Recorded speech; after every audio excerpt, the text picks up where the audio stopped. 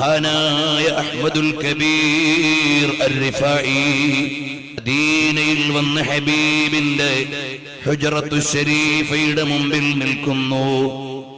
എന്നിട്ടതാ പറയുന്നു, അസ്സലാമു അലൈക യാ ജദ്ദീ, അസ്സലാമു അലൈക യാ ജദ്ദീ. തങ്ങന്മാർക്കുള്ള വലിയൊരു ഭാഗ്യമാണ് ഹബീബായ നബി തങ്ങളുടെ മുമ്പിൽ ചെന്നാൽ വലിയുപ്പാനെ പേരക്കുട്ടിക്ക് വിളിക്കാം. അതേ വിളിക്കുന്നു, ഹബീബായ നബിയേ എന്റെ വലിയുപ്പ, അസ്സലാമു അലൈക്കും. ഫഖാല ലഹു അലൈഹി സ്വലാത്തു വസ്സലാം, നബി സല്ലല്ലാഹു അലൈഹി വസല്ലം തങ്ങൾ പറയാണ്, വഅലൈക്കസ്സലാമു യാ വലദീ. ഓ മോനെ, ഓ നല്ല മോനാണല്ലോ. ഹബീബ് സല്ലല്ലാഹു അലൈഹി വസല്ലം തങ്ങളുടെ ദീനിന്റെ നേതാവാണല്ലോ, ഇഷ്ടമുള്ള പേരക്കുട്ടിയാണല്ലോ. വഅലൈക്കുമുസ്സലാം യാ വലദീ, മോനെ സലാം മടക്കി. സമിഅ ദാലിക, ഈ സലാം മടക്കുന്നത് കേട്ടു കുല്ലു മൻ ഫിൽ മസ്ജിദിൻ നബവി. ഹബീബായ നബി തങ്ങളുടെ പള്ളിയിൽ ഒരുമിച്ച് കൂടിയ മുഴുവൻ ആളുകളും അതാ റസൂലുള്ളാഹിന്റെ സലാം മടക്കൽ കേട്ടു. ബഹുമാനപ്പെട്ട അഹ്മദുൽ കബീർ തങ്ങൾക്ക് പ്രണയമങ്ങ് വർദ്ധിച്ചുപോയി, ഹബീബിലേക്കങ്ങ് ലയിച്ചുപോയി. അവിടുന്ന് പിടയ്ക്കാൻ തുടങ്ങി. നിറം അങ്ങ് വിവർണമായി, മുഖം അങ്ങ് വിവർണമായി.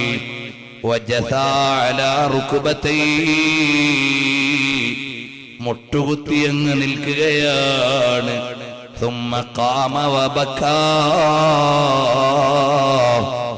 അവിടെ നിന്ന് കരയാൻ തുടങ്ങി.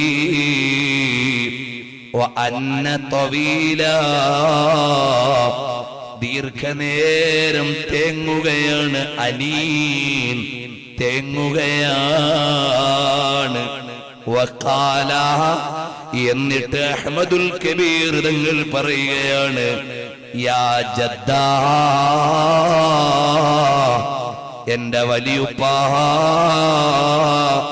എന്റെ ഉപ്പാപ്പയായ നബിയേ,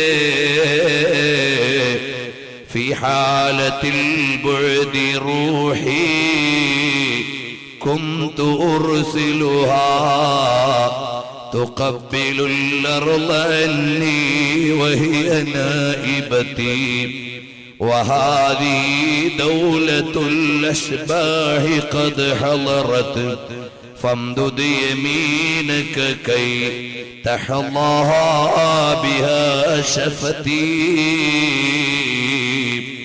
ഓ ഹബീബായ നബിയേ, എന്റെ വലിയുപ്പയായ നബിയേ, ഞാൻ ദൂരെയായിരിക്കുമ്പോൾ അവിടുത്തേക്ക് സലാം അയക്കുന്ന ആളാണ്, അവിടുത്തേക്ക് ചുംബനമേകാൻ സലാം അയക്കുന്ന ആളാണ്.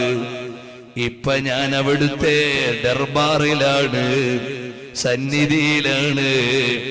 ഹബീബായ എന്റെ പ്രിയപ്പെട്ട വലിയുപ്പാ,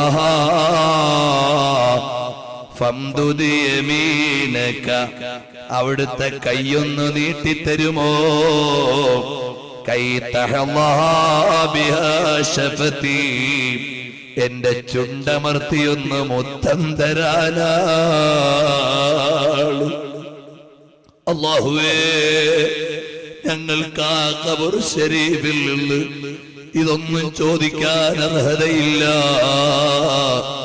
ഞങ്ങൾ മരിക്കുന്നതിന് മുമ്പെങ്കിലും അവിടെ ചെന്നൊന്ന് സലാം പറയുമ്പോ സലാം മടക്കുന്നതൊന്ന് കേൾക്കാൻ ഒരു ഭാഗ്യം ഞങ്ങൾക്ക് തരണേ റബ്ബേ.